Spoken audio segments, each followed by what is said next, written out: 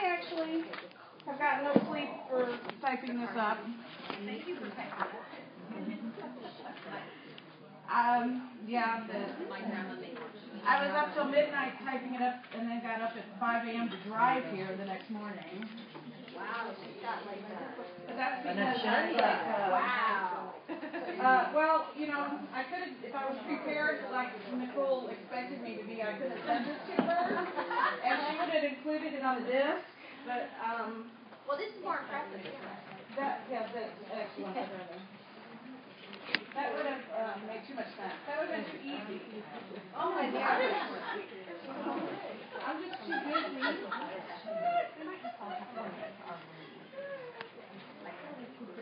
But like what I mean by it's not like you go to your room. We all go to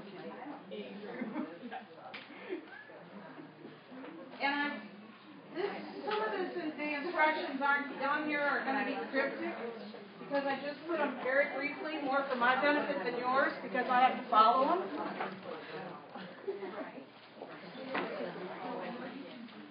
And I actually have another one on my website. There are a bunch of free PDF tutorials that I wrote a long time ago when I first started digital scrapbooking. You don't need this one. This is Dawn. She works in my forum. She's already done this lesson, and she knows how to get the... As far as you know. You think she... Yeah. But this is my brushes tutorial that I probably wrote way back in 2006.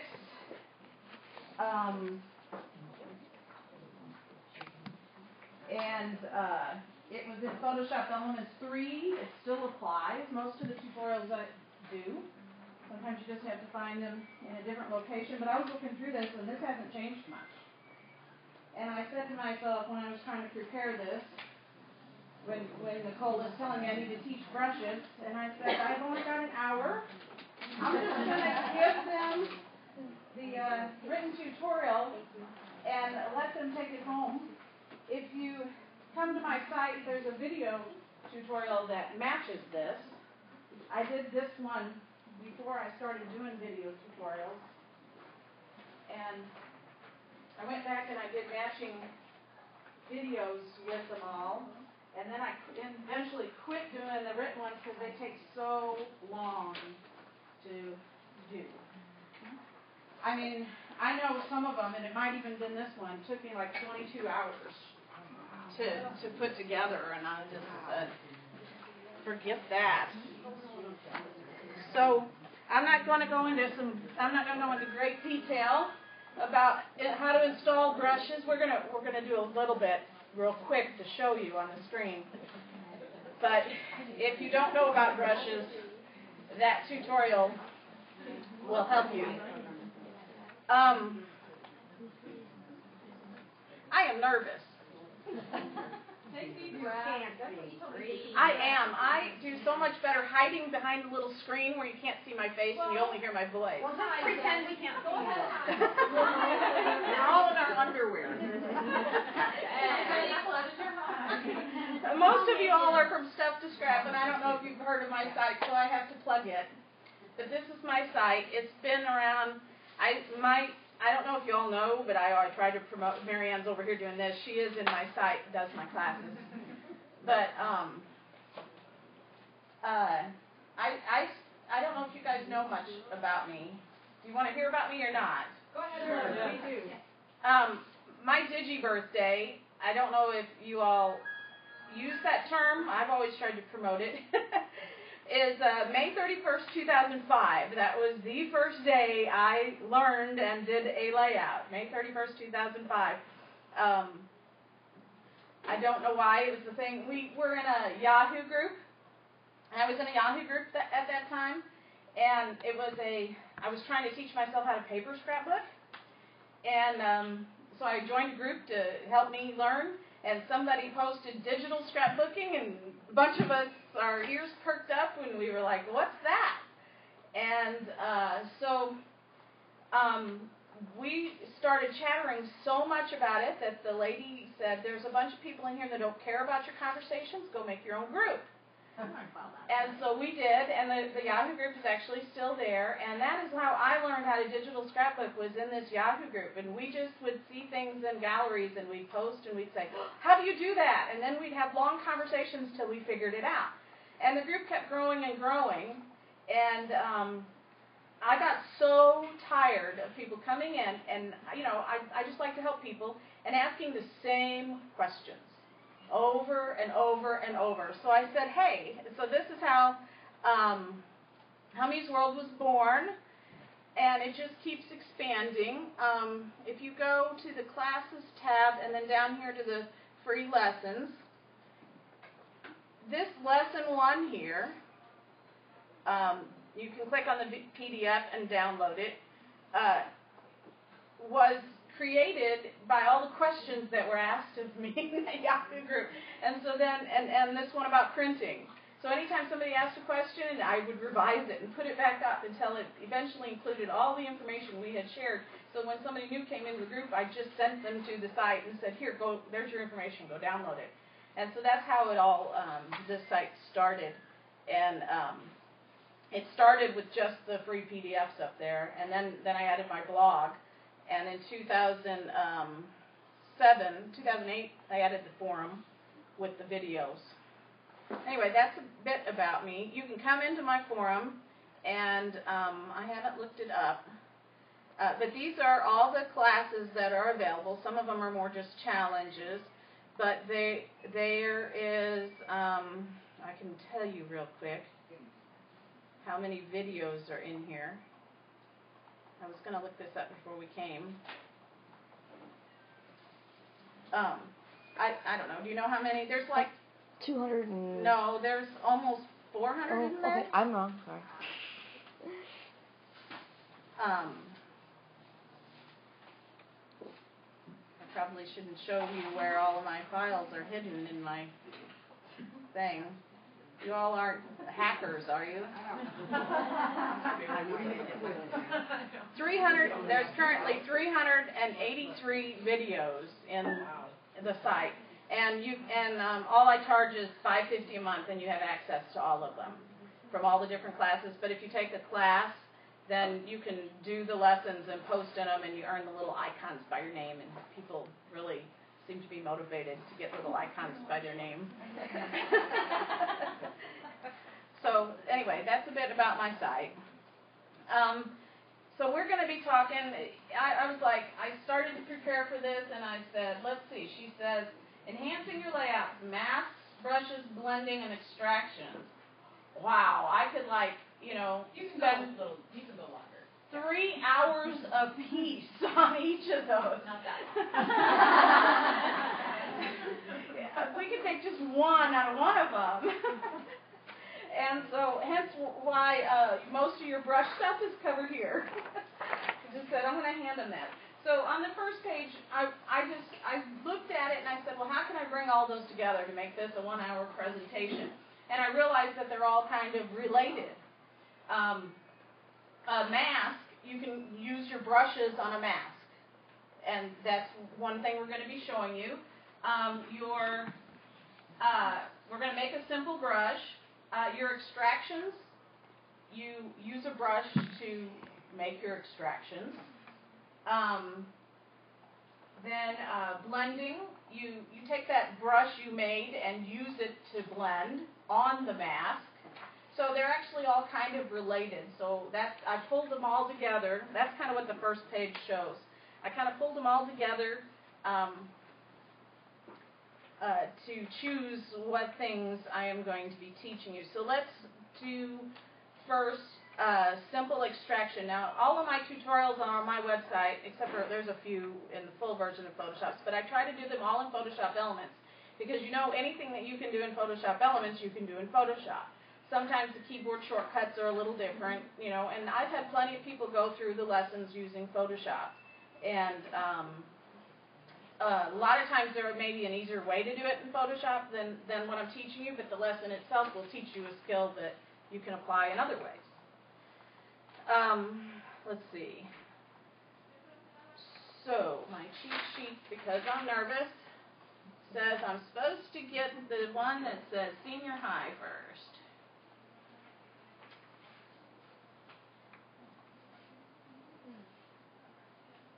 Now, I don't know, I don't use the bin. When I teach in my classes, I encourage people not to use the bin, but that doesn't mean that's wrong to use it. But the reason for that, like, I can't even see where my folders are. I'm seeing exactly what Kat's seeing, where you only see part of the things on your screen. I was going to show you.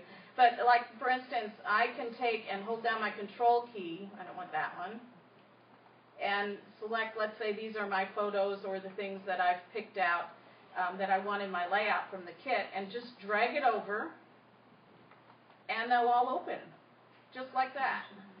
This is how I work, because then if I want to go back to the same kit, then this is minimized, and I just open it back up, and I have this right next to my layout, and I'll look and see which thing works for the color or which paper, and I can, see my layout and this at the same time. So that's in the editor? This is just editor, okay. Exactly. And so let's say I have a new file. We're just pretending these are my pictures simply because I can't get to my pictures because I can't see them.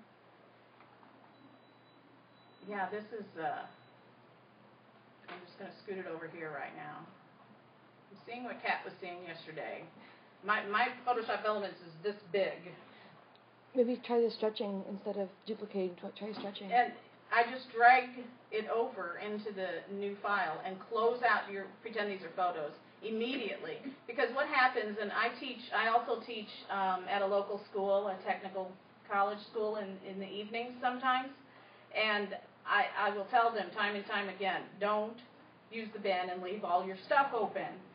Because you're going to, especially if you're new to scrapbooking, you guys are more experienced, but these people who are brand new to using the Photoshop, they'll click on one and not pay attention to the file name, and next thing I know, they're working on their original photo, and they save it, and their photo's gone.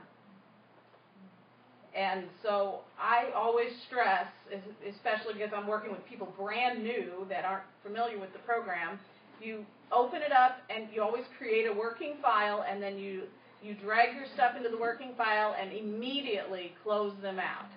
So you only have one file open. I don't like keeping all that stuff down there. Okay, that's a pet peeve. It's just something that's frustrating for me. It's still there, but it's not. I mean, like, all those elements are still on your open file. They just aren't little windows. It's just like dragging. I call it working file because that's what I've found works. Because when I teach the Photoshop Elements at the local school, they don't know what a layout is. So it's just dragging your stuff over to your layout and then immediately closing those original files. Because you don't want to accidentally, especially your photos, it's one thing to mess up your paper from your kit, but especially your photos, you don't want to open it up and start editing your photo and make it highly saturated and hit save, and then your original's gone. I always tell them, drag them into a working file. Okay, that's a pet peeve. Is it Hummie? Yes. And I'll have to test to that because I've had CS5 for over a year now, and I force myself to only bring that, and I don't have my project bin now, and I've been in a little bit of panic mode because I don't have that. This works the same way. And yeah, she's right. The full Photoshop version doesn't have, and so if you ever move up to it, yeah, it's going to be a difficult change. Yeah, what you can do is, like, if you're working on your original file, you want to make sure that you don't mess it up and forget that you're working on it. Right away, you save as, and then it will change it, and then all the future saves will be a save as to that same file anymore. Right. You can do that too, but in digital scrapbooking, we tend to have or bring in more and more and more things into. And another reason why you wouldn't do that is RAM. I don't know if you guys know a lot about RAM. She's having problems over here, and I'm giving her tips to get her computer going. Every file you have open is taking RAM. At work, on my old computer, if I had, 5 Word documents open, each one of them was taking RAM, and if I ended up getting too many things open, my computer would start freezing. It's the same way in Photoshop Elements. The more things you have open, the more RAM you're using. So if your computer is freezing up on you and stuff, that may be one of your reasons, because you have all this stuff opened up in your bin.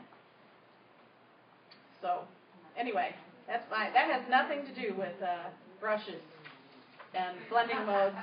And we are going to do this first one on this page for inking edges, and this is actually, I did some cheat sheet notes, mostly for me, so I could remember what to follow when I got nervous up here. But this is actually a free video on my, I know it's on my blog, it's on YouTube, so if you go to my blog and then at the top you just search for, what is it, inked edges, you'll find that video tutorial. But I was trying to think of what lessons I already have in my site for inking edges, and this is not one of them. And I was going to extract the flower first. Okay, wait a minute, I'm getting back. Let me back up. We're going to do this first, and I don't have notes on it. Told you I'm nervous. Okay, I have this flower from a long, long time ago. It's not even my DSL camera. And we're going to make a brush with it, but in order to make a brush with it, we have to first extract it. And of course, in Photoshop, there is a path tool that is better to use, but we're in Photoshop Elements, so I'm teaching you skills how to do this in Photoshop Elements. Basically, I use the polygonal lasso tool a lot. Last night I was playing with it real quick with the magnetic lasso tool. But if you are in newer versions of Photoshop, right here is the quick selection tool, and I love this thing. So we're going to cheat and use it. And you see how I'm just dragging, I'm holding down and dragging, and I'm going to make a quick selection.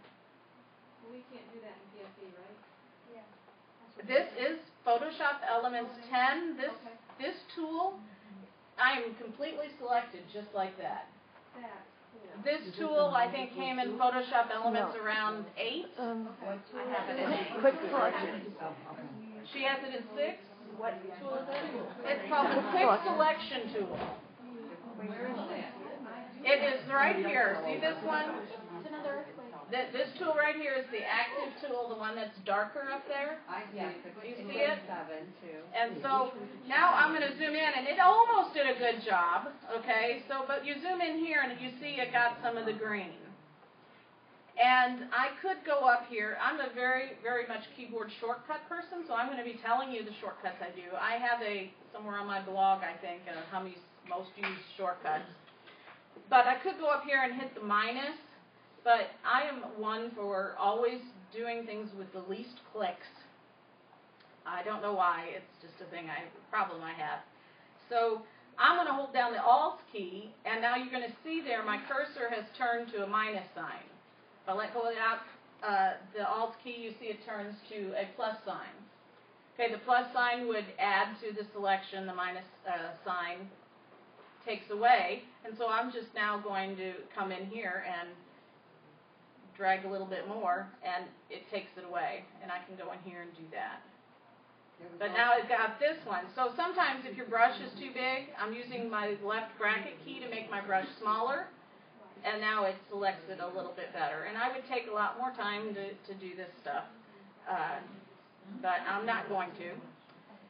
And then all we need to do, and this is great, in old versions I had to teach this the hard way, and the hard way is still there in my video tutorials, because we didn't have this mask. When did the mask tool come in? Version 9? And so now we have this handy mask. And when you make a selection and you hit the mask tool, it automatically fills in the mask. Now, our thing is supposed to be about masks, so I need to teach you a little bit about masks. And on the very first thing here, you need to remember about masks is that white reveals and black conceals. What that means, does everybody know how to do who doesn't know how to do masks? How deep do I, okay, I just need to know how, But if we beginner don't I need to go. I have PSC 7, so I can't do it, right? No, you can do this. Oh, I thought you said it, because I don't have that tool. You You can don't have go to, is it on 7? Yeah. No, the handy mask thing down here. The No, mask it's around icon down 8, I think, 8 or 9. It's not down there. If you think it came on 8, I don't see it on. No, it says 9. that was one of the, it's right here, it's the second icon down here at the bottom. It's, that was one of the things that made me tell everybody you need to upgrade, because when they got that, that's one of one of the best advances they made in Photoshop Elements. I don't know why they didn't have it in earlier ones. If you don't have it with there's something, jot it down, called Grants Tools. Grants Tools. And it is, I forgot, it's like, It's an action, isn't it? it's not an Plug-in. action. I think it's a style. It shows up here in your effects palette. And you can always email me later when we're freezing up. Oh, great. Now that we made a handy selection. I am closing out a few things to give myself more RAM. I'll close that out. It'll show up here under effects, and then in this drop-down menu, show all, and you'll come in here and you'll click on it, and it will put a mask on there just like this one does down here. So that's how some of us were able to do it before Photoshop Elements 8 or 9 or whenever it was that they added that. So they don't have, I went there, they don't have anything for 7, they have stuff for 6 and 8. It'll work on Okay, 7. but which one would I do? The newest one he has out there. Okay. 8 does not have it? No. 8 does not have it. It's the best reason to upgrade because using masks makes your life a whole lot easier. So because there's at least half of the room that doesn't know anything about masks. This here is your file. This here is your mask. Now, if you click here, you're going to see there's a white circle around my flower. And if you click here, you're going to see there's a white border around my mask. So just as you can make one layer an active layer, whatever is active is what you're going to be working on. I'm sure everybody's done that when you go, whoa, what happened? And it's just because you're on the wrong layer, and you need to make the right layer the active layer. The same is with masks. You have to make sure your mask has that white border around it. Otherwise, you may be accidentally drawing on the image itself. Okay? And so this is how it goes together. Yes? Sorry. What does the mask icon look like? Because I've never had it before. Right there. This right here is your mask. But I mean on the bottom. The button is down here. Okay. It looks like a little camera. Did I not finish Oh. this thing? I had it selected. Yes. Oh, you're an element. Yeah. Oh, use the background, it has to be a layer. Oh, okay. So, You tell me something. double click on this.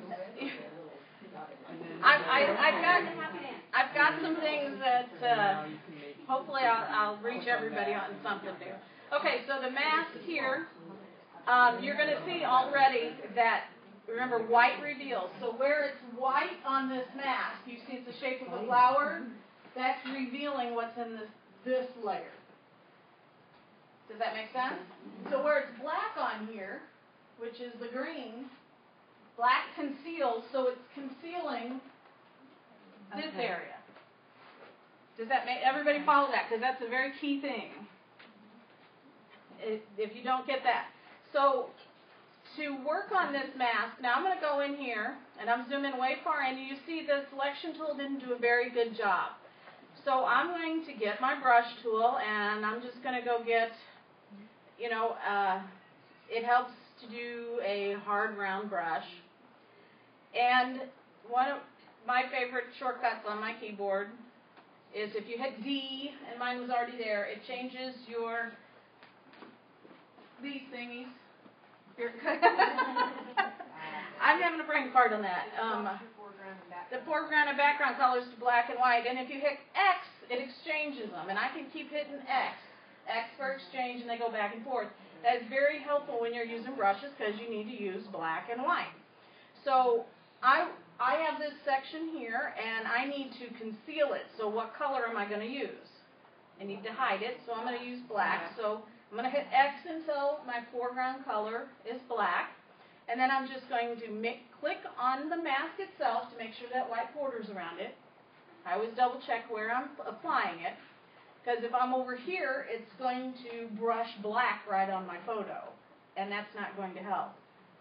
So I'm making this one active, and then I just come out here and I brush, using my bracket keys to get real small to come down in here. And this is really great because, whoops, my toddler came along and bumped my arm, and I did that.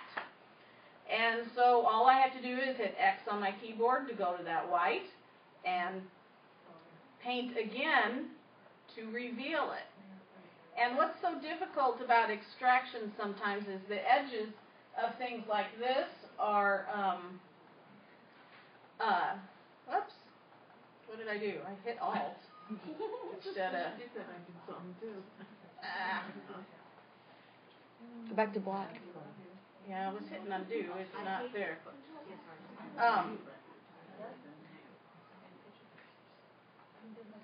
I hit Alt instead of Control on my keyboard. Because the edges, when you're trying to extract something for designing, it doesn't really matter if you're just doing it to plop it on your layout, because I'm not that particular, but if you're going to be selling it, sometimes the edges are darker naturally, because of the shadow as they come around, and it's hard to tell exactly where that is. And so when you're using the mask method to extract, you can actually, keep, what am I doing?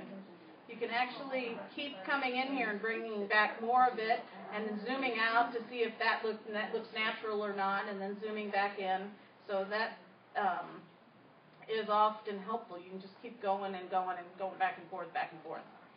So that's basically about extractions. Everybody know that you can hold down your shift key to get your little hand thing. Over here is your hand tool. Everybody know this one? I'm addicted to this. This is one of my most used ones. I'm zoomed in. You notice I was zoomed in over here, and I wanted to get over there. I'm just going to hold down my space bar, and I can grab it and move it because I'm zoomed in. And you got that space bar? My space bar.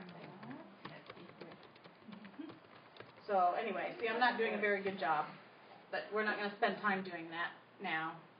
I would go around the whole thing zoomed in. Okay, so we have this perfect. We're going to pretend, and this is a tip for those designers with an advanced skill. I'm trying to sneak in there so everybody learns something. I'm going to hit Control-J to duplicate that layer and hide this one just because I'm really in the habit of saving my steps. In case I go back later and I go, oh man, I missed that little spot. And I can go back and redo what I've done. I'm going to right-click and simplify this layer. So we have this now extracted.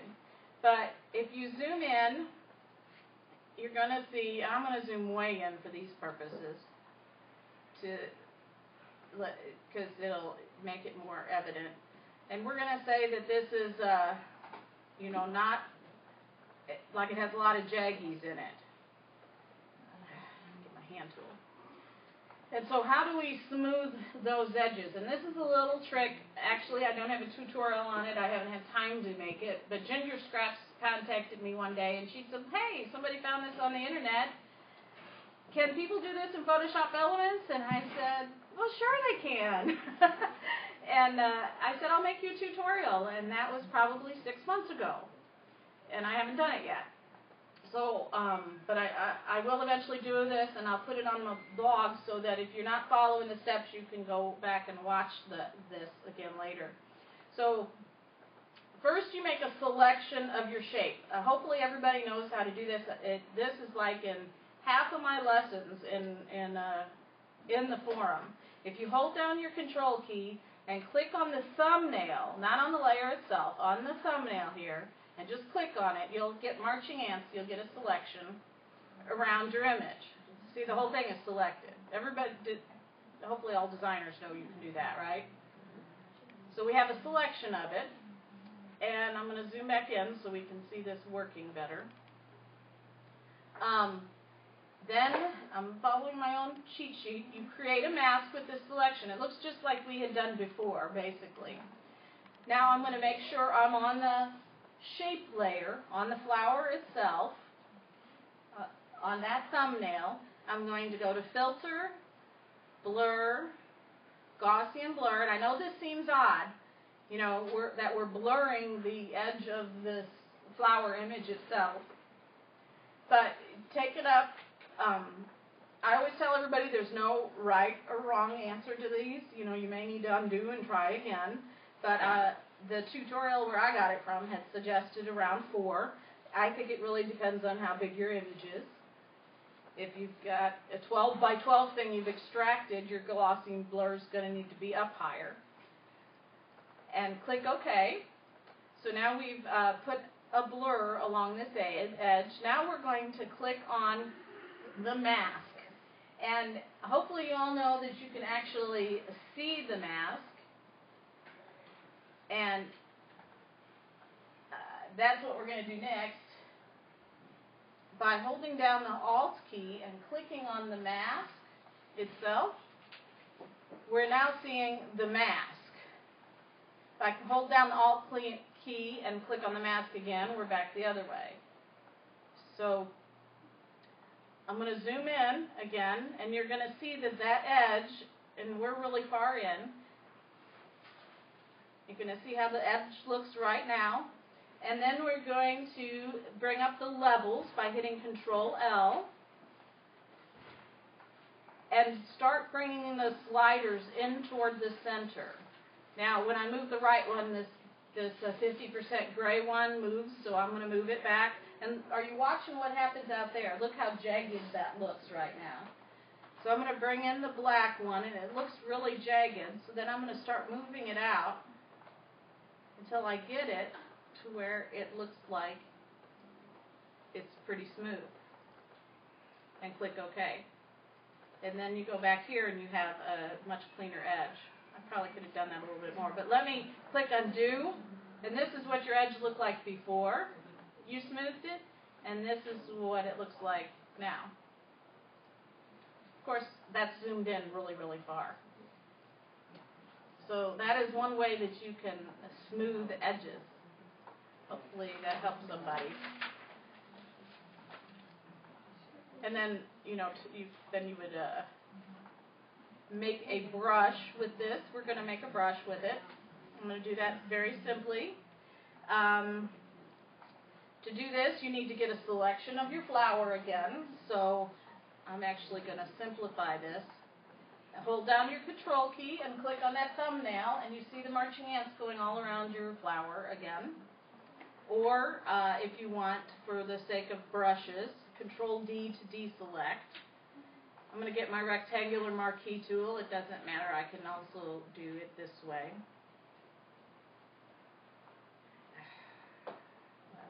Wrong layer. And then go to the Edit drop-down menu. It's wanting me to define. Hold on. Too big. Is it too big? Yeah. All right. 54 by 36 inches. So I'm going to make my little thingy smaller. If you tell the last time I made a brush, I really don't use brushes a whole lot. We may need to make a selection of it though, right? Yeah. Edit. Okay, define brush from selection, and you can name it here, sunflower, whatever it is. And now, Control D to deselect, and I'm going to create a new layer to work on. I'm going to get my brushes, and down here at the bottom of my brushes is my flower brush that I just created. And so I'm going to select it, And I'm going to, I don't know, you could do black and white, but I'm going to, just for this sake, grab a yellow and stamp out there. Now you're stamping the brush. Probably, you do know if you hold down the Alt key and click on the new layer, it's the Alt key? Control. It's Control? I do. Deb's helping me here. I do. Hold down the Control and click on it, Yeah, control. and it puts it the new layer below instead of above. And I'm going to fill that with the color. So there you can see I'm stamping the brush. Now my brush is stamping in black and white because I changed it to black and white. Another fun thing you can do, I'm working directly on my photo, which I just got done telling you all not to do, but this is a copy of it. Another fun thing you can do to make grunge brushes, again this is in a tutorial on my website. There are about 15 ways to make your image black and white. That is a horrible black and white. I'm going to use this. So make your image black and white, and then hit Control L to bring up those levels, and start bringing these sliders. This is not the best image to be doing this with. And moving them around. This is not a good image to do this with. Okay, we'll work with this until you get something that's black and white like this, and it's fun. It's really, really fun to play. So I'm going to use the center of the flower for this purpose. Actually, some of these are pretty good. And you do the same thing. You make a selection, and actually I'm going to just use part of this. Of whatever you want to make a brush of, and then hit Edit and Define Brush, and I'm just going to call it Grunge 1 or whatever you want to call it. Then I'm going to make a new layer. Actually, I'm going to make another new layer because we need a background so we can see what we're stamping. Then I'm going to go down here and get my grunge brush that I just created and pretend this is a paper on your layout, and you can just simply grunge up the edges. Or you can, this is how you make the overlay edges. If you're designing and selling, of course you need to do it much better than I just did here, and you need to get a better picture to work from than a flower. But you can see you can get a grunge brush from any image just by doing that. And you can, the designers, you saw how fast I did that? The really good designers that are artistic, they can make a whole packet of cool grunge brushes and sell them and make tons of money, and they spent no time at all. But if you're doing overlays, this is kind of a chalky thing. If you're doing the overlays, though, you might want to go up here and lower your opacity and things and change your blending modes up here and, you know, constantly change them and stamp and stuff to make your overlays so that they're not all the same color. Use a variety of brushes. You know, go back and put the flower in the corner. But anyway, that's how you make grunge brushes. And if you want to know how to save the brushes, that's all in that other thing I handed out. Is everybody following me okay? Yeah. So now we're going to use that brush on this senior high thing. We're going to ink the edges. And this is the layout I made of my husband. I had a home daycare, and we had this swing in our backyard for I don't know, 15 years or something, and zillions and zillions. It was just sad to see that swing go. It was just, the boys were all grown, nobody was using it. We were tired of mowing around it, and so he was cutting it. And this is not the right one. The inking. Where's the inking one? I'm sorry. This is the inking one.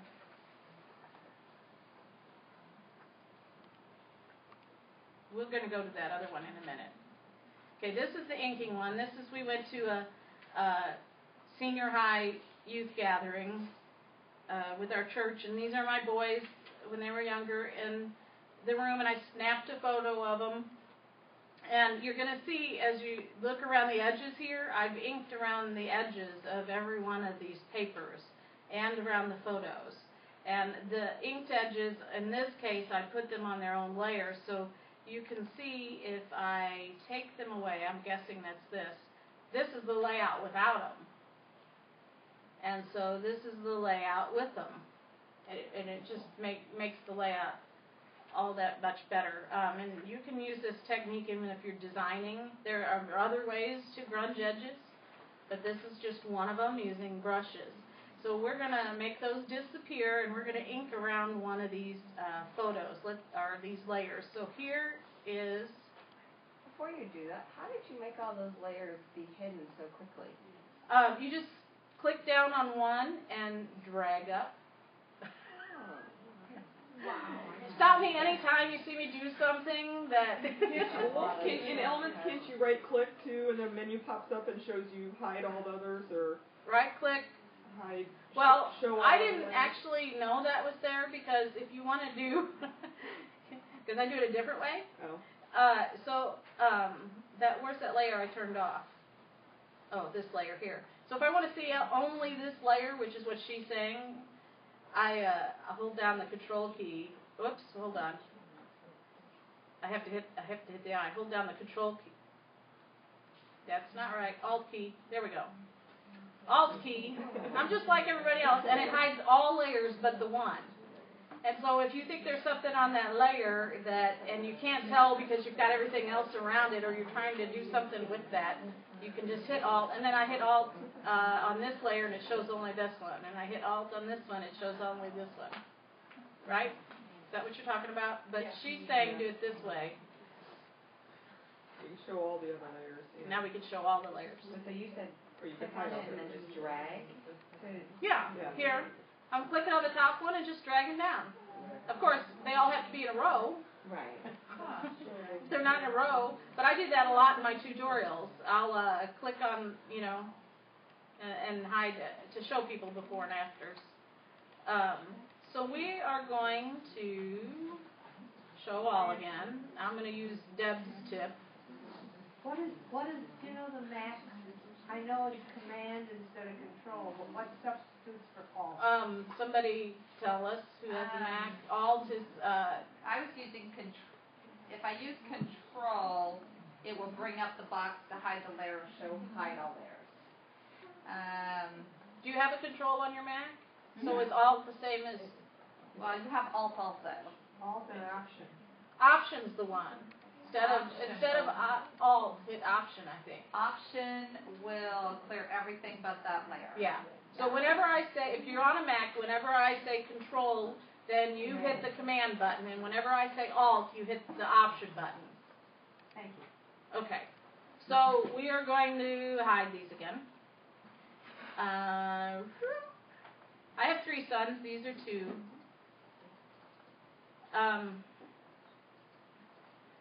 You can see in their faces that they really didn't want Mom to take their picture, and I said, 1 photo, just so I know you were at this retreat.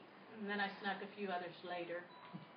Okay, so I told you that I do this in at least half of my tutorials. So here we go again. We're going to make a selection of this red strip of paper. And I'm going to hold down my control key and click on that thumbnail, and now there's a selection around it. And I was doing this last night to see if my little cheat sheet worked, and it didn't. So when we come to a certain point, you're going to want your pen to write down a couple steps I left out. Which one are you on? We are on page 2, the top, where it says use brush and blending modes to ink edges. Okay? And they're very cryptic little instructions. Like I said, the video is on my blog and on YouTube. You should be able to find it. Or you can go and pay $5.50 a month and you can see all my videos. Shameless plug. So, where are we at? So we've made a selection around there. We've done A. Next we're going to go to select, modify, and contract. And this, as I said, there's no right or wrong number, and if it doesn't, because it's going to be different depending on what your goal is. If you test it and you don't like it, hit undo and do it again. But basically, we're contracting the selection. We're making it come in on our image. So if you want a whole lot of an inked border, you're going to come in a whole lot. If you want just a tiny inked border, you're going to, use a lower number. I don't know what I'm going to use. About 20 maybe? That'll do. And then I'm going to do, and of course there's other ways to do this. There's always other ways, but I just gave you one. Select and feather. And again, this is optional. You just need to go in and play with them to see what they do. And then if it doesn't give you what the effect is, the more you play with it, the more you're going to know what numbers to choose. But I'm gonna, I don't know, 15. I could have also feathered by right-clicking earlier. Okay, so now this edge is feathered out. Now this is where the steps are missing. We're going to do select and then inverse. You can see the shortcut there is Shift-Control-I if you wanted to do that way. Now we've selected all of the area outside. You can see it going on. You can see the marching ants all the way out to the border even. So everything is selected but that area inside my red. Now, the second step that's missing is create new layer, because most of the time you're going to want to put this on a new layer so you can have more versatility playing with it. So those are the two steps that are missing there. What letter are we supposed to be adding? Where After C, I just wrote select inverse and new layer. I just added it to that line, because that's kind of where you tuck it in there. It was about 11:30 at night. So, now I have here suggested that you can go to activate your brush and you can use any brush for this, but these work well for this purpose. This faux, how do you say that? Fake, it means fake in Italian or something. Finish brushes. Save changes, yes. No. I'm not actually going to go in there. But you go in there and there's some brushes that are a rolled rag, and they're good. But we're actually going to select this grunge one we made earlier just so that I can show you how to use this. I'm going to hit D on my keyboard to make my foreground color black. And my brush is rather small. I'm going to hit my right bracket key to make it larger. And then I'm just going to go in here and, why is it not doing it? Because you're teaching it on the spot and that's what always happens. That's what always happens. It could be that my brush isn't very good. So we're going to go into these brushes. There, I just lost my brush I made for now. Okay, and I'm going to go ahead and, because I know it works, here's a rolled rag. Oh, yeah, she's back here, she's got it going, so you said it right, you just didn't do it right. I just didn't do something right. Okay, well, I'm using this brush. Yeah, what is wrong? Why is it working for you and not me? Because you're trying to talk and do things and... Are you on the wrong layer? Yeah. No, I'm on the new layer. What's your opacity? My opacity is 100%.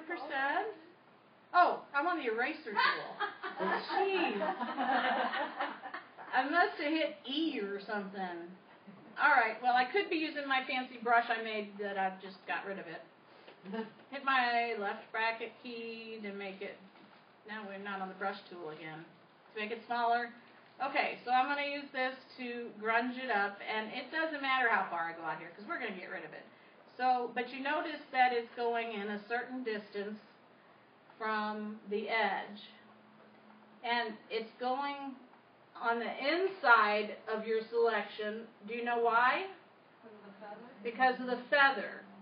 And so the feather is kind of like putting a Gaussian blur going outward. So there's a Gaussian blur kind of going outward from both sides of that line.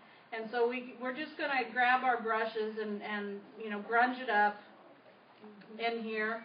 And I'm going to do it really fast.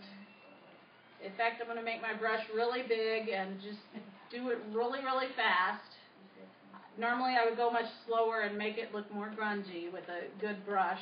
If you wanted to, at this step, I have optional, because if you want to, you can go in and get your eraser brush and get, you know, any kind of brush and kind of erase parts of it here or there. I think part of the problem is because my photo is over it.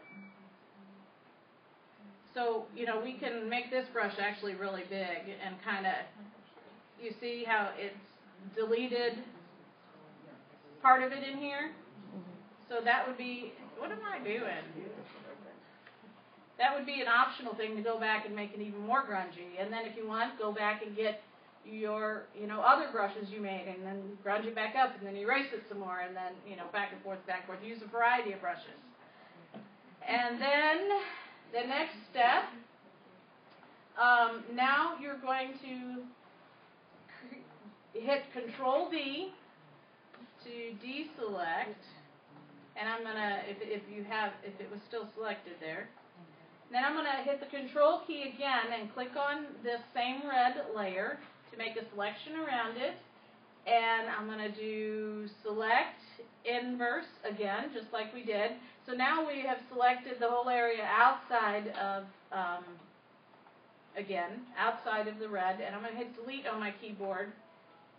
And if you're on the right layer, it works. And Control D, and then you have grunge around there. Of course, I didn't do a very good job because I'm doing it fast. But what we did basically was select the area outside of it to delete all that extra stuff out there. And it left it so it's just grunge. You can see where in here where I did the eraser, it looks a little better than, you know, all this thick stuff. Now, if you go adding blending modes, because this class is supposed to be teaching blending modes, you can go in here and maybe do a soft light, and you can see how that makes a cool edge to it.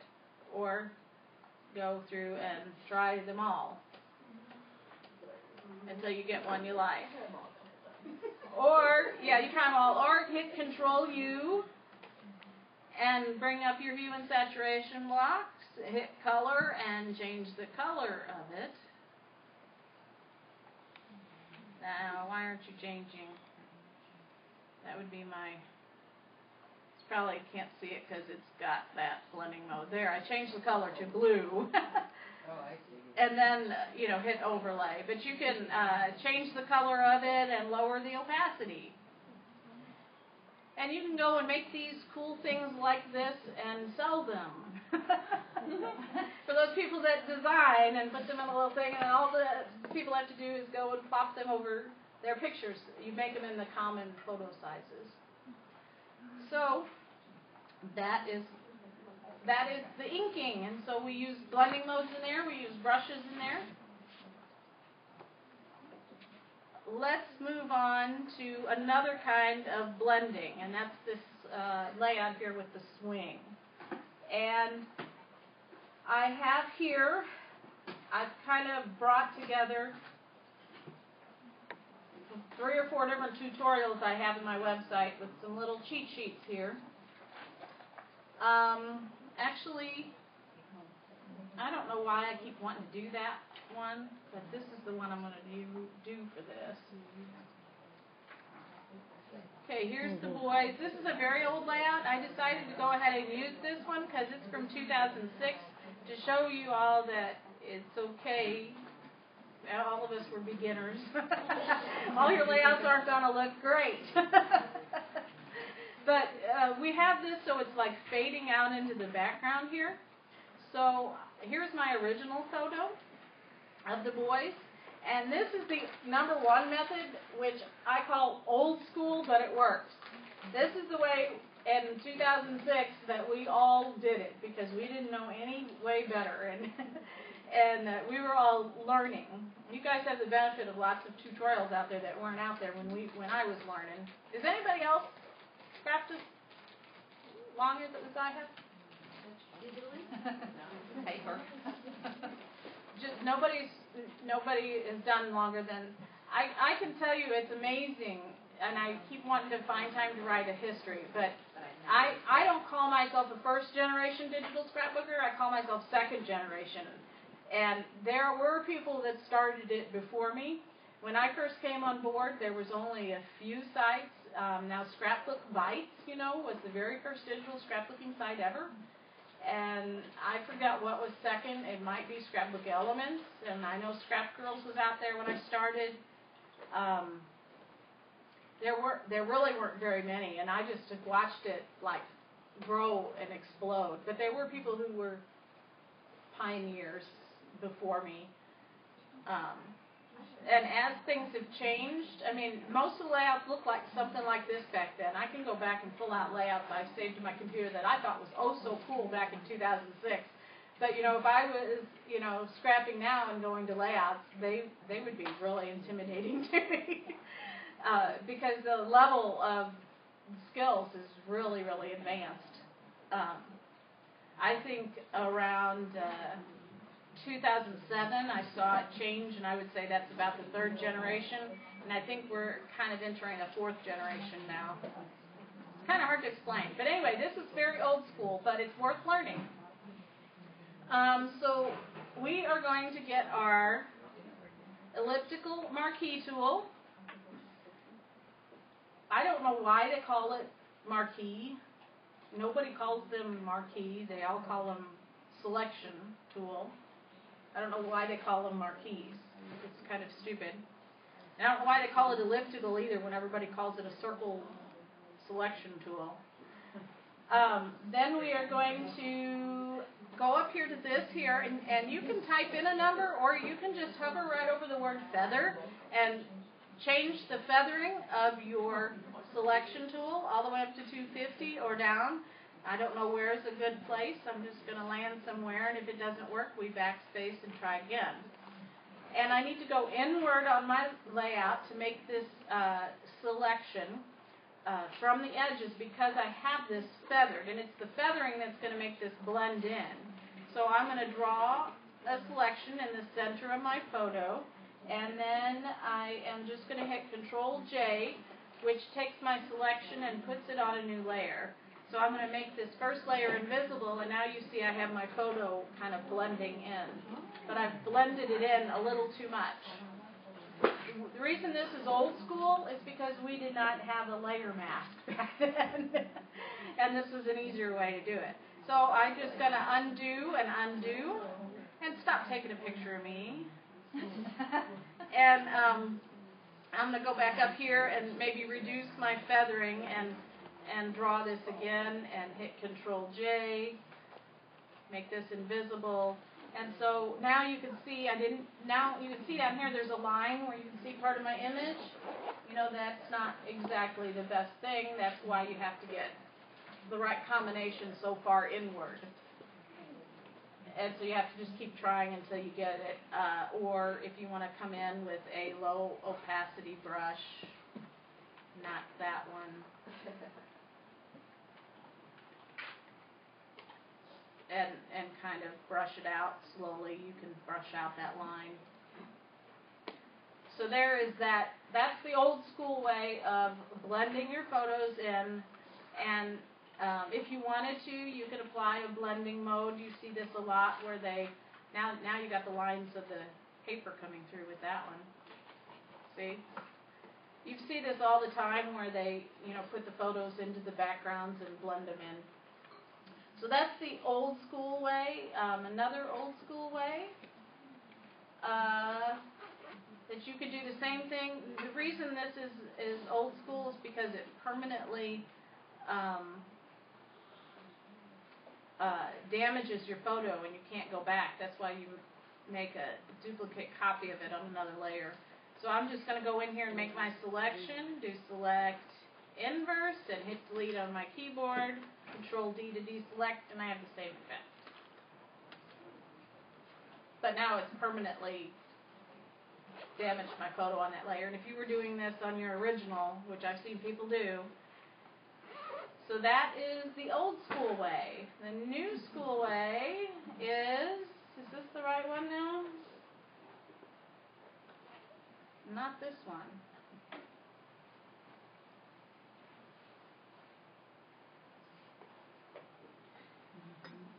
I don't know which ones I'm supposed to be doing. For what? Yeah, we're going to use this one.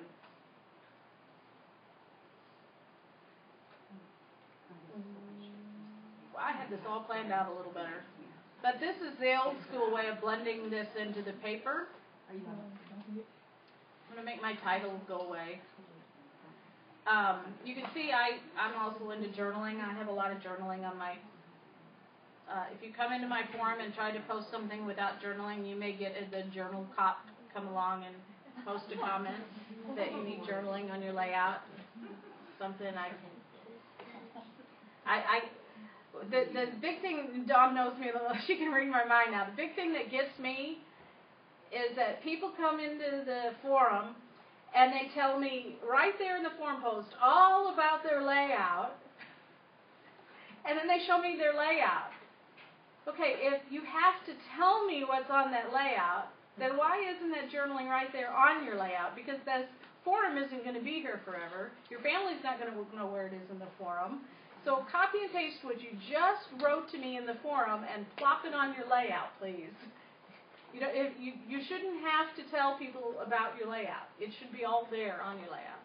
Okay, another pet peeve. Okay, so here's my original photo, and we're going to do apply a mask.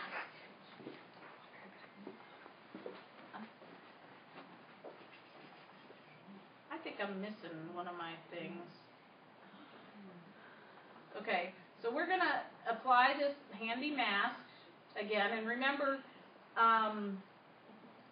that white reveals and black conceals.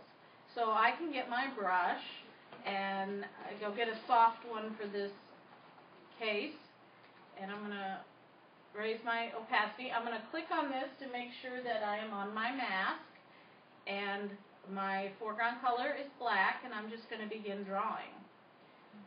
Now I'm going to kind of get all the edges at first to make sure the edges disappear. See, we didn't have masks way back in 2003. Our program wasn't as good.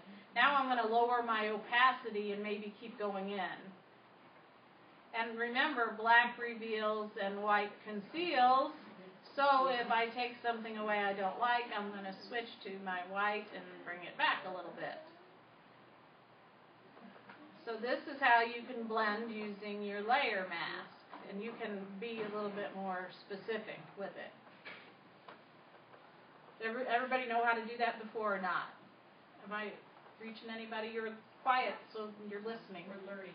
Are you learning? Yes.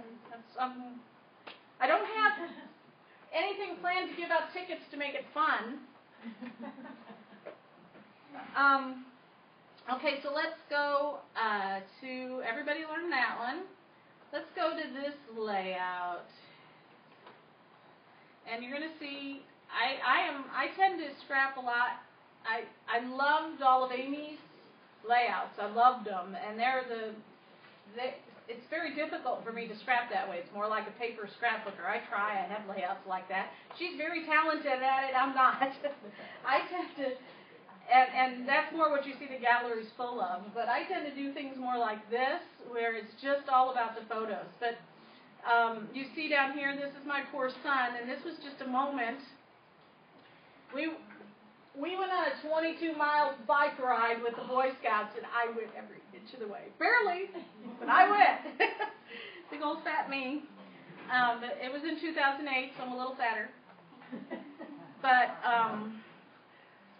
when he got back, I mean, he was just not feeling well at all, exhausted. And I found him there like that. And this is where they're like, Mom, I can't believe you took a picture of that.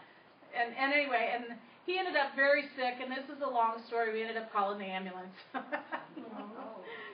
And the ambulance came, and he wasn't feeling well. And actually what happened was, he began panicking, and so after he went to bed, he began hyperventilating.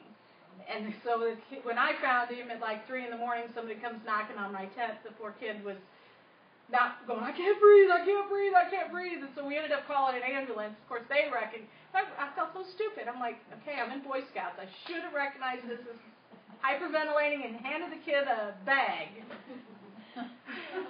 But, you know, he wasn't feeling well, and he was feeling so bad he psychologically put himself into hyperventilating. But anyway, so that's what the journaling tells there, and it happened to be I had the photo. Okay, this is step number 3, the gradient tool, which is on a mask. I'm going to hide all of this stuff and break this down for you. Here's my background. Now, you don't always need it. The reason I needed this extra green background was just because I didn't have a photo to fill in the whole thing. This is actually my whole photo. It's got somebody else's shoulder in it. And so I moved it over because I didn't want that. And so I needed to fill this area in with something else. And now here is where the gradient comes in. And we're going to create this new. This is a new adjustment layer. Did not play with this last night. I have to remember how to do that. Let's try solid color. And I think, didn't I choose? Doesn't matter. I don't know what color I had. I'm just going to pick something similar. I think I went back later and made my background color the same color. Now you remember, white reveals and black conceals. Now my photo is still there. But my mask here is all white. So right now, all of this green that I made is revealed. But what I want to do is have, you see the cheat one up here, part of it black and part of it white. So in order to do that, we're going to fill our mask with a gradient. So I'm going to get my gradient tool. I'm going to go up here, select the flyout arrow, and make sure I'm on default. Okay. Right here is a black to white. They make it really handy and easy for you. I have a really long tutorial on gradients if you want to learn how to use them. I'm not supposed to be teaching them right now. And basically I'm going to click out and draw to see what happens. And now you can see this is going opposite what I did that one, from black to white. So I'm going to hit undo, and I'm going to hit the reverse button, and I'm going to draw again. And now you're going to see my photos kind of faded in more, but I'm just going to drag my mouse partway now. And you just keep playing until you get that faded in a certain distance until whatever you want to, you can see now my mask is very similar to this one up here.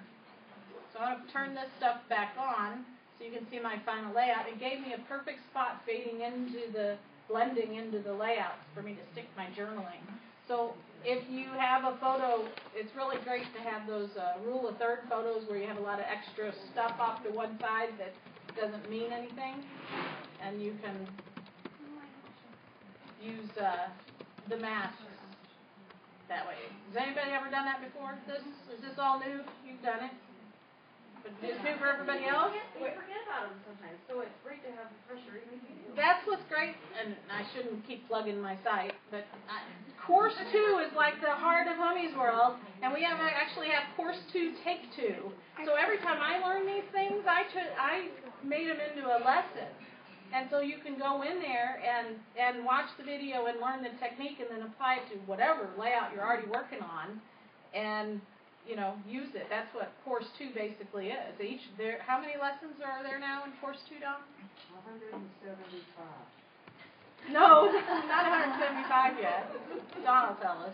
But I keep making new ones all the time. I made a new one just the other day.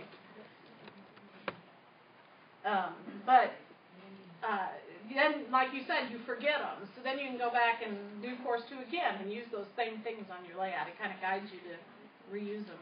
I'm looking to see how many there are right now. Okay, so that is that. And now the number 4 method is to apply number 1 to number 3. 88. Let's go get this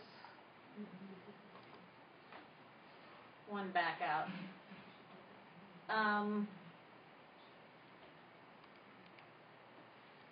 So number 1 was using a feathered selection, and number 3 is using the mask. I guess it should have been number 1 and then number 2. So this time what I'm going to do is go and get my marquee tool, and I've got it feathered, and I'm going to draw this here.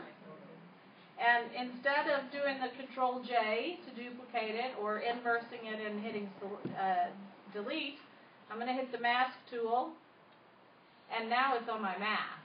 Now if I wanted to, I showed you earlier that the Alt key lets you see it. There it is on there. If I wanted, I could go back and tweak it and just apply it. Does everybody know these keyboard shortcuts? Control backspace fills with your background color, and Alt backspace fills with your foreground color. So if I hit right now Alt backspace, it's going to turn it black. I bet you that looks cool. Look at what that did. That's how you come up with new tutorials. If I hit this. Say it again. I use those all the time. Control, I don't even remember which way they are now. Control, I need a selection out here. Control backspace makes it white. So Control backspace is your background color, and Alt backspace fills it with your foreground color. That does the same thing as selecting your paint bucket tool and clicking out there. Only you're doing it real fast on your keyboard. Like this. And in Photoshop Elements, if you're designing with Photoshop Elements, there's been discussion in the past. See, I've been around too long. I've read all these discussions. If you use your paint bucket tool, apparently your edges are more jagged. So don't use your paint bucket tool. Fill with your Control backspace and Alt backspace if you're designing. So anyway, that's that part of the lesson. Hopefully y'all are learning. You're learning lots? Okay.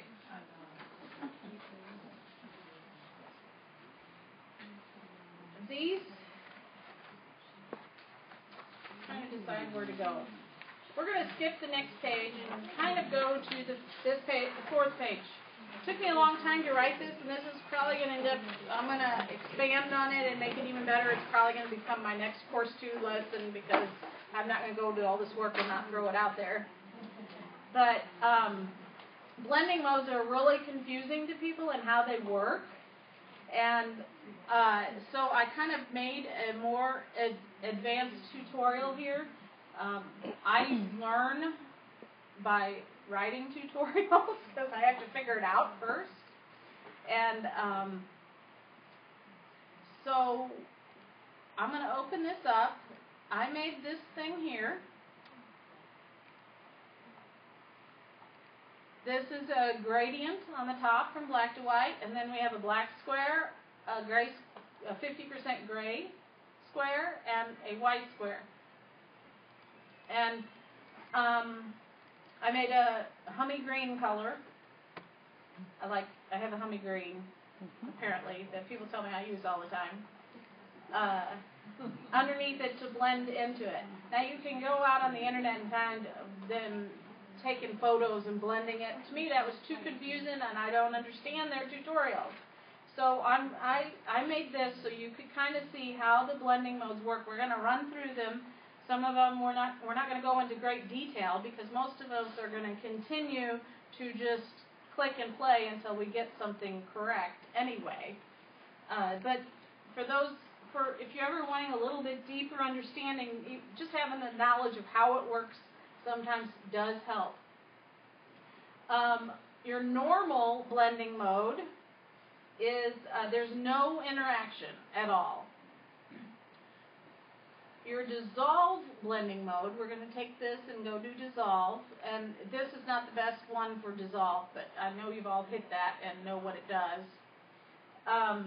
it takes random pixels from both layers and displays them. Nobody here really uses dissolve much. You can use dissolve if you like lower your opacity sometimes to get things. Okay, darken. This, if you'll see my cheat sheet here on this that we wrote, we have the normal grouping, the darken grouping, the lighten grouping, the contrast, the invert, and the component. So they're all divided by this line here. So this section here will all darken, and they all work similarly. So this darken one, if you click on it, you see what it does. It compares the upper to the lower and uses the darker pixel and displays it. So if you go back here and look at it, look and observe where the white is. And the white, obviously, like right here, this white block, which one is darker, the white block or the green underneath? The green underneath is darker. So it compares the two layers, and it shows the one that is darker. That's what darken does. So when we go in now and you watch it into action, everywhere where it is darker than the green, the top layer is showing, and everywhere where it's lighter than the green is showing. Does that make sense? Okay, let's go on to the next one, and it's going to tell you that, it's going to show you that all of these are actually mathematical equations, and I hated math. I got A's in math. That's because I could understand it, but that didn't mean I liked it. It took me like a long time to do the problems. But all of them are mathematical equations. And if we click on, well, let's just, up here at the top, I made a cheat sheet note. Black is 0. So if we click here and open up our hue and saturation and we look at our brightness here, we see that black is 0. If we get white, we're going to see that white is 255. So there is a range from 0 to 255 on brightness for every color that is out there. And these are the numbers that they use to make and to decide these mathematical equations on how these blending modes are going to work. So our cheat sheet here says that the multiply blending mode multiplies the number of the bottom and the top layer and divides by 255. So let's do it. We're only, oh man, can't get to my, oh, I got my start button. Okay, there's my calculator. I was thinking I couldn't see it. So here's my calculator. And we have over here, the black is 0, we learned, right? So the green layer is 111. So on our cheat sheet, we're only going to do 2 of these examples to show you how, the 2 easier ones. So it says we're going to multiply, and notice it's a multiply blending mode, the top layer to the bottom layer. So the top layer was 0 times the bottom layer, which was 111, to get 0. This is going to make sense for those that know math really well. Divided by 255 equals 0. This is the equation it uses. So what color is 0? So watch what happens now to this black square when we apply the blending mode and it does this calculation. It stays black. If you go back and you do the equation for white, which is, white is 255 times the green color was 111, and then it says divided by 255, and what color do you get? the 111 color. And so you look out here where this white square is, and what color is it? The green. So, and then you could do the same thing, this black one. Hopefully, y'all are, I don't know how you're going to apply this stuff. You'll figure it out. Where's my, I think if you take time to actually think about these things for a while, they make sense and you can use them with more purpose. This black one is a 50% gray, so I'm going to do 50. Wait, I'm not sure that that's correct. It's a 50% gray, but I'm not sure that that's the color code, so I'm going to double check. When you make a 50% gray, the HSB code, the brightness is 50%. But we're using the RGB for these purposes, which is the bottom one. And you'll remember there's 255 colors, and what's halfway through? About 128 according to this. 127.5, and they round it up. Hey, we got a mathematician. So we do the, whoops, I clicked the wrong thing. Where'd my calculator go? So what was it, 128? Wait, I'm going to clear it, make sure. 128 times that 111 green divided by the 255 is 55.71. We apply this blending mode, and we go check it out, and it's 56 because they rounded it up. So there's actually, for every single one of your blending modes, there is a mathematical equation. We're not going to do them all. I just kind of wanted to show you that because I think that's interesting. And hopefully you guys followed that. Linear burn. And if not, we know where to find you. Google it. How do you think I learned it? I just have a knack of I think taking complicated things and trying to make them easier to understand. I look sometimes at the tutorials out there online and I'm like, I think you guys could say this so much easier. The linear burn is no more complicated math. The darker the bottom layer, the more its color is used.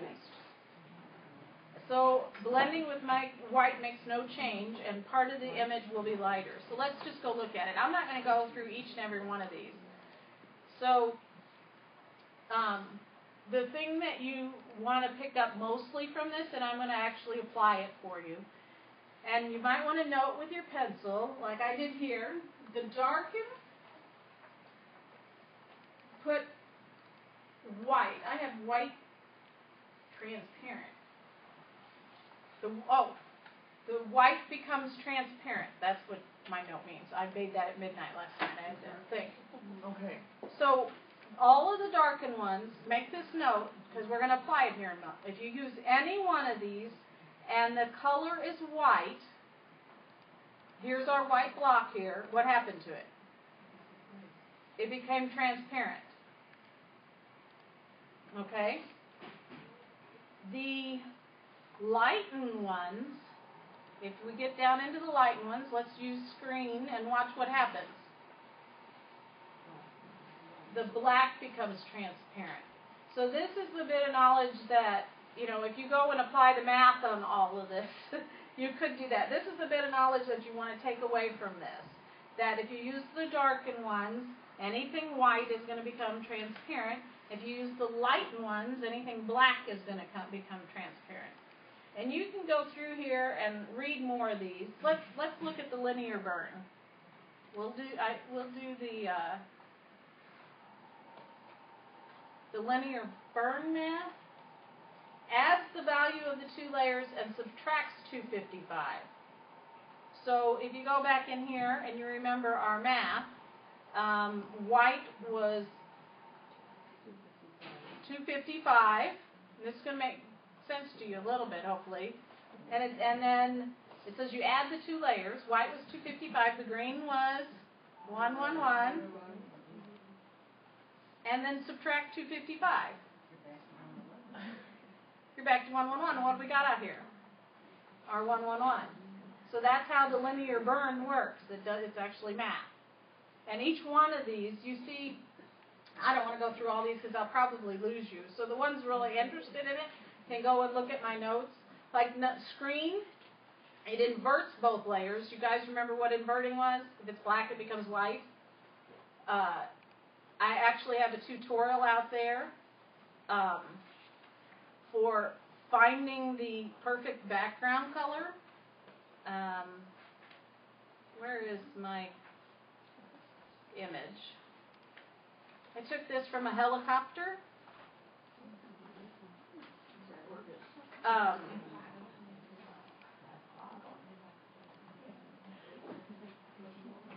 Johnny Depp ran through this little arch. And I peed where Johnny Depp peed. Nice. I just had to share that because it's really funny. We went on, my husband and I were married 25 years, and I've never done a big vacation, and we went to Kauai for our... I was going to say, did you go, was this a year and a half ago? No, it was just last August. And I'm still doing the layouts for it, but we like to do high adventure stuff, so we went on a, even me, fat, but we went on a kayaking, hiking, zip lining. It was a lot of fun. But during the hiking part, we were hiking through the woods, and they brought us to two or three, I can't remember now. That's why I journaled it. I'll show you this. But I love OneNote. Here is all of my journaling for, this is all squished. When we got back to the hotel that night, and I took all my photos, I sat down and I journaled the entire day. And so this is day 2, and I am so thankful because I've already forgotten about all of these. I'm so thankful that I did that every night before I went, because now I'm going through them and pulling the journaling. But I love OneNote, and I've got some tutorials out there on it. I even organize my files by it. But my OneNote is accessible on my browser and also on my iPhone. So it's really cool. Can you go between the two? If you're right on one computer, can you see it on the other? Yeah, I can, as long as you sync it online. All that stuff you saw right there, I have online. Synced online, and I can just go into my browser and it's right there. So I'm being distracted, but back to the inverting colors. So let's say I want to pick a blue from my image, and I'm going to hit Alt backspace to fill my background with it. Now, to invert the color, all you have to do is hit Control I. And if you're familiar with the color wheel, which we talked about yesterday, on the color wheel, a complementary color is exactly the color across on the color wheel. And so this pink is exactly across, Control I, from this blue in my photo. And so it makes that complementary color. So you can also easily get colors for your color schemes too. So I'm going to fill it with the green and Control I and see what it does. So you can find a perfect color for your photo. But that's what it means inverting. We're going back to the screen. It says how they calculate it is to invert both layers, which is what you just saw. It went from the blue to the pink. They invert both layers. They multiply them together, and then invert that result. And that's how they choose which pixels when you apply the screen blending mode, this one. Isn't that crazy? Yeah. So it's all about the math. And you can go, on the very next page, I'm not going to take time to go through all these. If you really want to take time to study it and learn more, I made really short notes on how each one of them works. Because I don't want to lose y'all, unless you want me to go through them all. But I think you guys are hands-on people. But certainly go and make a simple graphic like this as you go through them to see what they do and observe which colors, like for instance, this is overlay, so which color disappeared? The 50% gray. So not jot a note down about that. And I tell you, you have that little tidbit of information in a couple of my tutorials. Because if you want to make something disappear using the overlay mode, what color are you going to make it? 50% gray. So you can take these, that one's cool. Look at pin light. See what pin light does? A whole range of the gray in the middle. But I'm not going to play with these because I think I would lose your attention over time. So we have our photo here, and I'm actually just going to make it that color.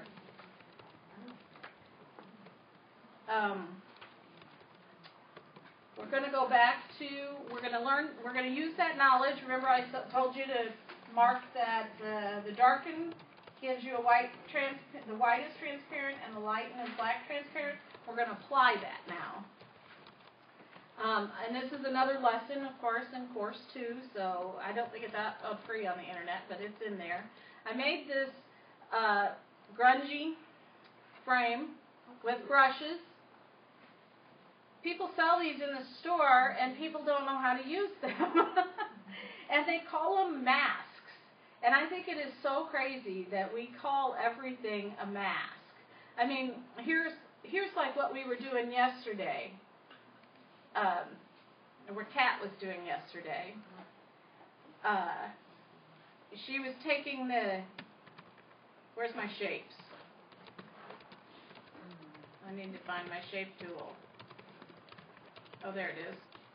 She was taking shapes like this heart and making a shape, but she was, that's not a very good one. She was this is for Johnny Depp. She was applying, oops, why did I hit the wrong key? She was applying it to a new layer mask, which was a new technique for a lot of you, I'm sure. Why is this not going? Do you all see that? Mm-hmm. Okay. I'm just... I think you're on cookie cutter instead of... Oh, I'm on cookie cutter. Thank you, Deb. Where's the shape tool? Isn't it underneath the cookie cutter? That's red eye removal. No, I mean... Stamp. Is there a fly out from the cookie cutter? No, go down to that, The arrow thing, yeah. Aha! Okay. I should know this, but you know I'm nervous up there. Deb figured it out for us. So we're using the shape tool, and we make our heart. And I don't know why. I think I could say which side I think started this. But when you hit Control G, why do people call that a clipping mask? To confuse us? It's not a mask. I mean, I guess I'm clipping it to a mask, but if I simplify this and do a Control G, it's not clipping it to a mask anymore.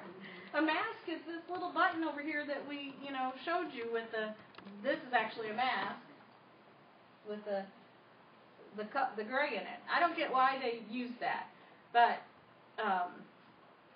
that's what she was showing you yesterday, how you can go and make them a certain size, like this rectangular. Well, I don't know where they all are. I'm not prepared. Where's the size thing? In the mode. Why is it not there? Mode. If you go to mode and where it says normal. Where's mode? Right where it says normal, that drop down menu there. Oh, that's right. Fixed size, and you make it, or a fixed size, and she was doing what? What's a common size? 4-inch by 5-inch. And you go out and you make that. Actually, I should have made it the other way. What is a common? It's 6 by 4, I think. That's how you normally commonly see, and then I'm going to alt backspace, it doesn't matter what color I fill that in, Control D, and then I'm going to clip these together, and then I can actually click on my image here and resize it till it fits in there. I guess I should have made it the other way. I could turn it around so it fits. But that's basically what she was doing yesterday too, and then you get your photo with your size, and you can, zoom in on your son's face if that's all you want there. But I don't know why they call that a clipping mask. What's the correct term for it? Grouping. Control G for group. You're grouping. You're not. And so what got me off on that tangent? Oh, this distressed edge that I accidentally closed out. You'll find them in the store, and they'll often be called masks. I'm not quite sure why they call them masks, because they're not masks. And you'll find they come up with a variety of names. So I'm not very artistic, and so I didn't do a real good job with this. But we're going to bring this in. I made it for this lesson, for the tutorial, and you're going to see some fun things that we can do with this. Now I need to turn it and then make it large so it matches my photo. Matching my photo pretty well. Okay, so we have here, we're going to take our knowledge. 1A says using a darken blending mode, which is that first group, the white is going to be transparent. So if I'm going to go onto my mask and I'm going to choose any one of these in the darken area, and the white is going to be transparent. 1B uses the darken blending mode, and grayscale blends into the photo. Excuse me, what page are you on? Page 3. And so I'm going to let y'all turn your page before I hit this. So I'm going to choose any one of these, and what's going to happen to the white from what we just learned? Become transparent. It's going to become transparent. So let's do the multiply. And now suddenly we have a cool grunge edge to our photo. And the white has become transparent. So that's how you can utilize the blending modes. Am I going way over on time? Probably. Nicole hasn't said anything, and she just left. So I can choose the linear burn, and that makes the other stuff darker. Or I can choose, color burn and get different effects.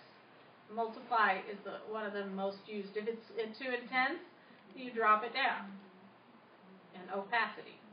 Is that the advantage to it not being a ping, is that you can change the opacity of it? I mean, why wouldn't that frame, mask, whatever, have been, if it was in a kit, why wouldn't it be a ping so that you didn't? It is a ping. No, it had solid white. No, it just appears that way. Oh, it just appears. But I could have made it a JPEG. You're right. This could be a JPEG just as well as a ping. But then, Because all we're doing is blending it in. It is a ping. It just happens to be. But I guess I could have made it a JPEG. You're right.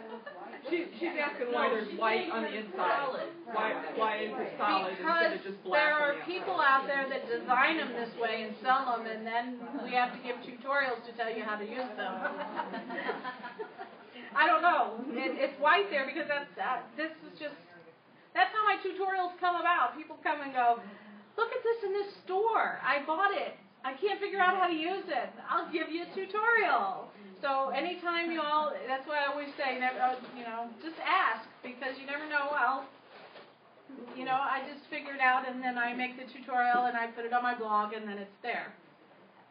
Or sometimes I make it into a class lesson, and it's there. So 2A, use the lighten blending mode, and what happens? The black is going to be transparent. And 2B, when you use the lighten blending mode, the white then blends into the photo. So let's go up here to the lighten ones, and they're any one of these, and watch what happens. Now that would be really cool to sell as a border, because then you could just, watch this, I'm going to have to hit delete. So this is how you just play and you end up selling things and people think you're cool. What, merge, wait a minute, let's get rid of this one. Merge down, so I combine those two layers, and I'm going to go out here, and I'm going to hit and delete all of those, and now I have a cool frame to sell in my store, and it took me all of 2 seconds to do. And people are going to think I'm cool. But you can do this stuff yourself. Okay, I'm going to hit undo. So we're back to the color dodge. So you could actually use this like as a mat and then put one of your other photos in the middle of it. I mean, there's so many ideas and things you can do with blending modes, and this is where I get distracted and tend to do a lot of my layouts, playing with this blending modes and stuff like this. So B, we're going to play some more. So you noticed when we did one of these, the lighten, we want the center to be, so this doesn't really work well with my photo. But it's really cool because it gives this lightened color around the edges rather than, it gives a different effect. So we're going to just invert this by hitting Control-I, and wherever it was black, it becomes white, and wherever it was white, it becomes black.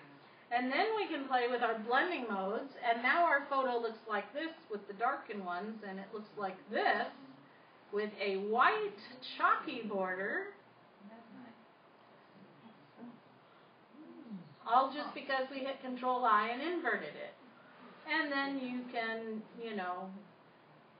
do the same thing I just did and make that white chalky thing another part of this thing you're selling in your store, and people will think you're cool and they lay it over their images. Okay, so B, try changing the black to a color. Let's invert it again. So now we're going to make this work like this, and I'm going to hit Control-U and hit Colorize, and I'm going to change this, so now the black is actually a green. I'll zoom in. So now we have a cool color around the edges other than black. And then you can also go in here and try then various other blending modes to see what you get. Or lower the opacity. So that's another thing that you can do with it. Control-U. Whoops. Don't want to do that. Control-U. Stick saturation down. We're back to black and white. Okay. More fun stuff. We got 2 more fun things here to do. This is all stuff you can do with this one mask.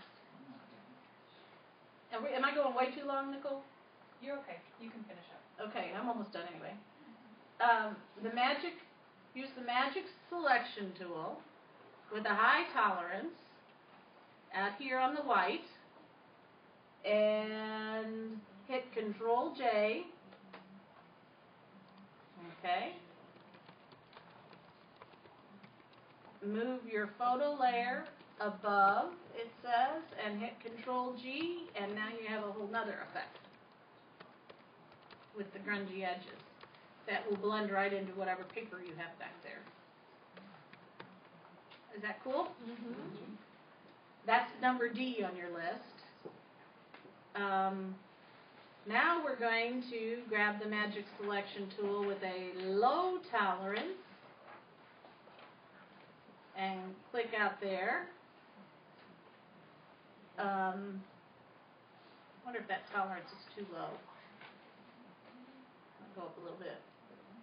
I don't know. We'll just play. And then hit Control-J to put that on a new layer. And then up.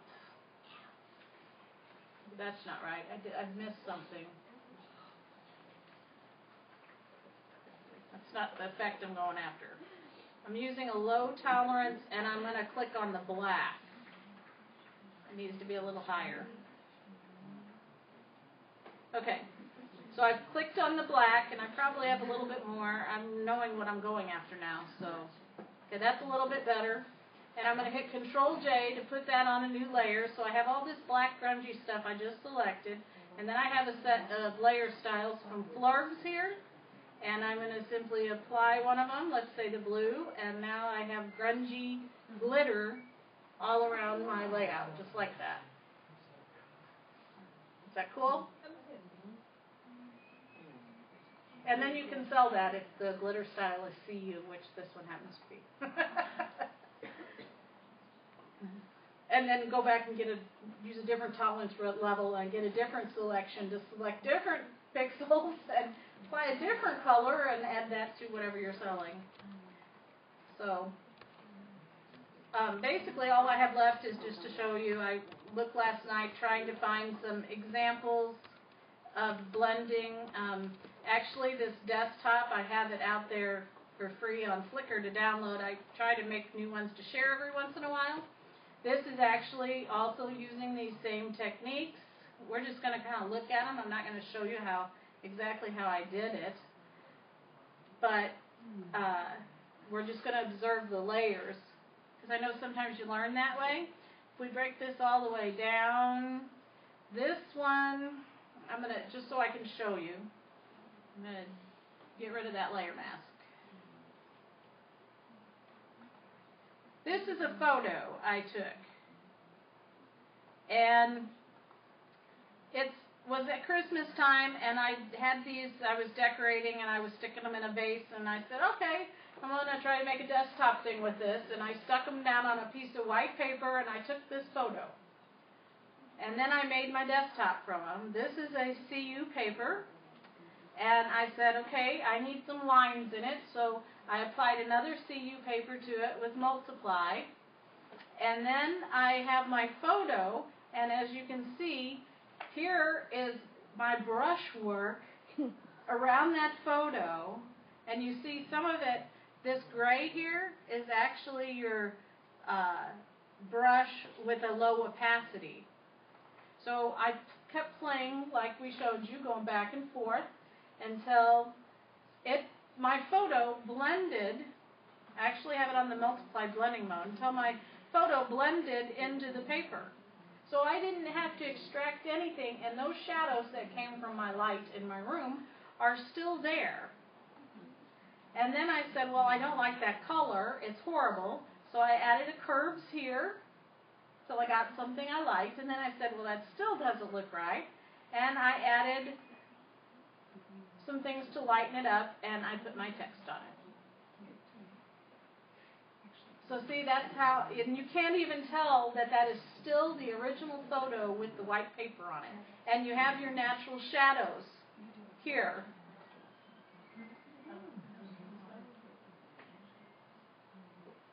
So hopefully people liked that one. This I made a long time ago. Let's open this one up. I can't remember her name. She used on a site. I've seen so many sites open and close. This is, whoops. I think this is cool. This is another example of how you can use blending modes. This is my nephew, who is a dirt bike rider, and this lady actually gave this away as a freebie. So all I did was put this photo of my nephew, he's the one out here in front, of course, and I applied the pin light, and then I put this one here, and it also has the pin light, and this one here, and it also has the pin light. They're original photos, and I ended up with that cool layout. Just as simple as plopping my photos on there and changing blending modes. And he thought I was the rockin'est aunt. This is actually a lesson in my filters class that I have, but my boys thought I was cool. This is actually a photo I took of them.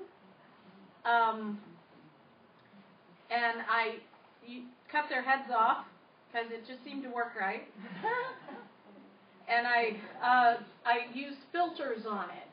I think the glow filter or something, and I blended that into the paper in the background.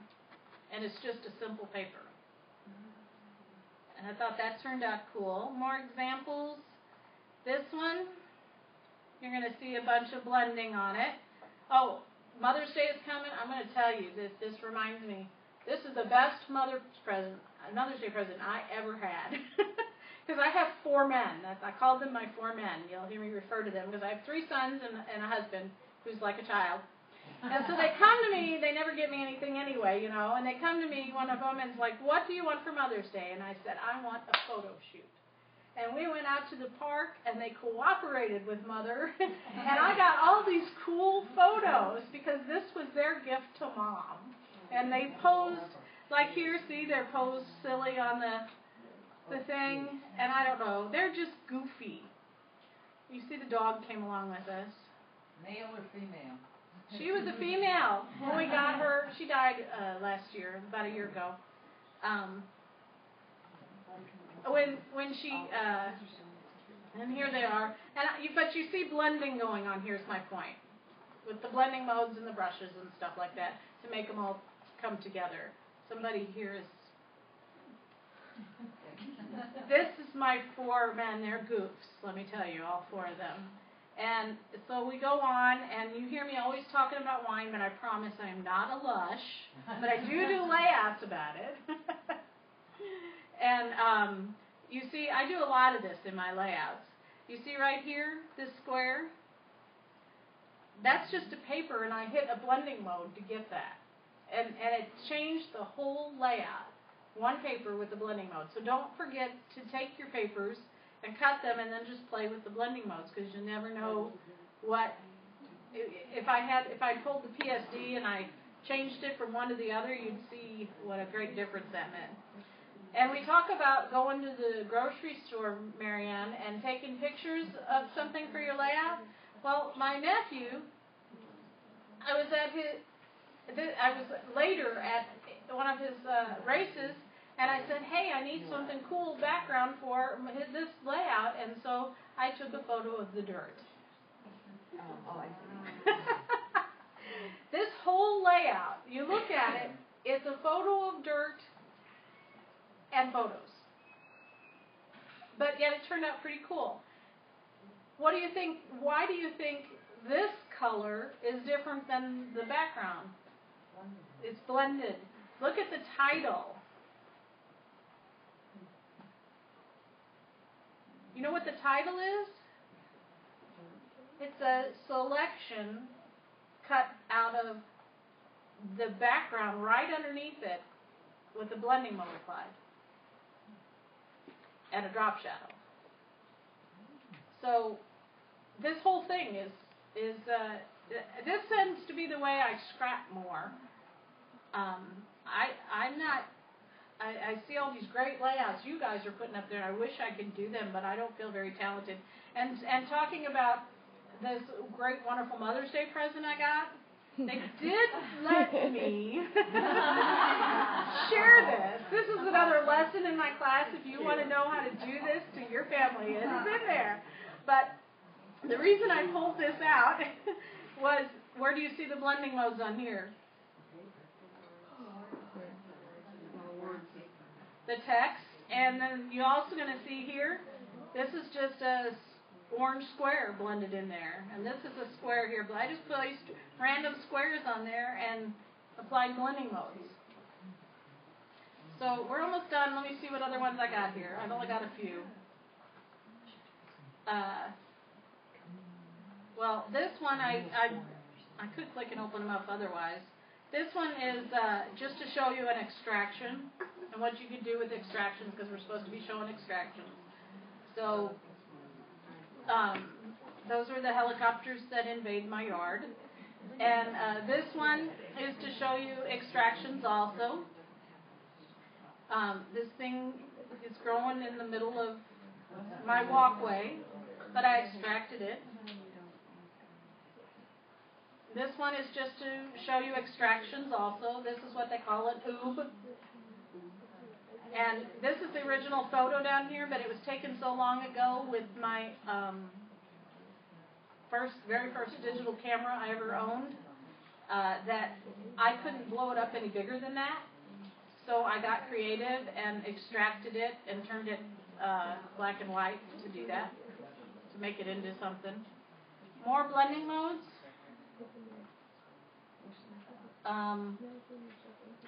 talking about my Mother's Day photo shoot, do you see the blending in here? They even got up in a tree for me. Sometimes I love my men. And my husband even, turned around and showed me his rear end. They are so goofy. But you see the blending going on here? Look at the blending mode right here on the edge of this photo. I have this just happens to be my style. This is simple. This is my son and his friend. And you look at the background, you see what this is right here? That is actually just a journal mat out of a kit. And I put it on there, and I blended it into the background. But look, it also appears here, and it also appears here, and it also appears here. So you could take any element out of your kit and just apply a blending mode to it and turn it into something cool. And then I've only got a few more examples, I promise. This is actually a lesson, again, in there on how to make this border. But I applied blending modes up here. Can you guys see the heart? Yep, it's cute. And can you see the little circles? And then those are brushes, and then it's applied in there. This is my husband and I. So there's a lot of blending going on there. This is a simple layout. This is another one where my children say, "Oh, Mom, why didn't you take that picture?" Because it was so cute. I don't care if you're 15. Sleeping children are cute. Well, I even took close-ups of his feet and hands while he was sleeping. But anyway, these are elements from a kit. This is just to show you. This was a journal mat that I just put into the blended mode, and then these were things from the kit. And I just put them in. I just went through finding things from my stash to show you. This is. You see the blending modes here? Do I even have that one there to show you? I don't have that one to show you. This is one paper. And all I did was cut a strip of it and put it above the photo, and I applied different drop shadow and different blending modes to it. So I got that all the way around it. And I think I only have, I got these two with the PSC files here. I only have 2 left. I know you guys are needing a break.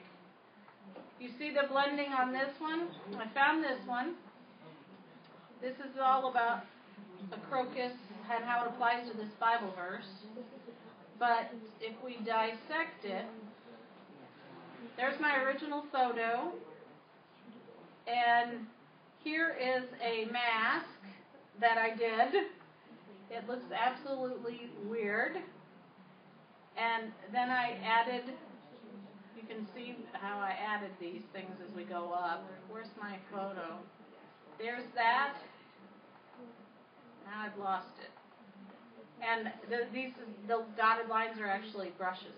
You can learn how to do that in that thing I handed out. And only one more I think I have here. I don't know how long I've talked.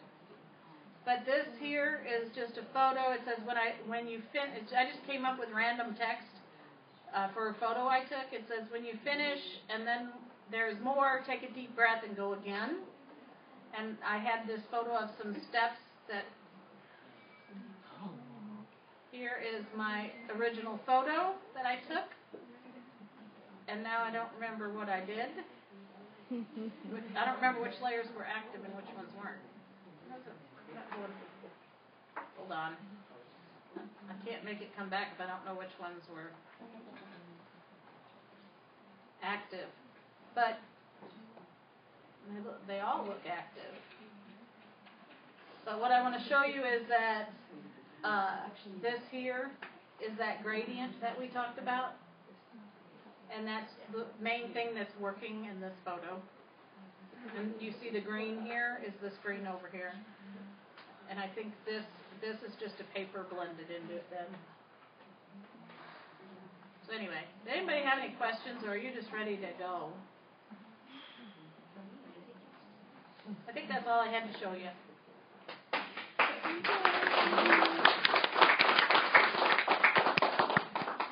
I hope you all learned something. And Nicole's going to give you more free tickets because I didn't give out any. Okay, so who's super starting right now? Who wants to go another hour? Which is the question? Super starting or want to go another hour? We can't go right now. We can go in about a half hour and eat, or we can go in an hour and do one more little class for an hour and then go eat. So if you want to go eat in a half hour, raise your hand. Do we have reservations or? So they're planning on us being there. They're planning on us being there, undo and this, Dawn? What? they can't take reservations, but they How know do I that we have undo a group this? of people coming. You're welcome to go somewhere else, but then I can't pay for you. I'm just wondering if it's like an hour and a half wait once we get Here. there. No, so it's sweet. We're going to be going to Sweet Tomatoes, so it's an all-you-can-eat salad, pasta, stew, Well, how do I thing. get back? So you'll go in and do your food and just go sit down. And the idea is Do I they go should back to have the projector? a couple No, I'm going to go for back us, to. but they may what we not. had We before. don't really know. Okay. That gotta be. Once you So, unplug, and then it, we'll it should go back to come normal. back. We They have to don't. do. They don't That's good, shuttle we'll take it today, up there, like- so we actually have to figure out how we can go. So if Oh, we have yeah. cars, we should take some people with us. See you guys later.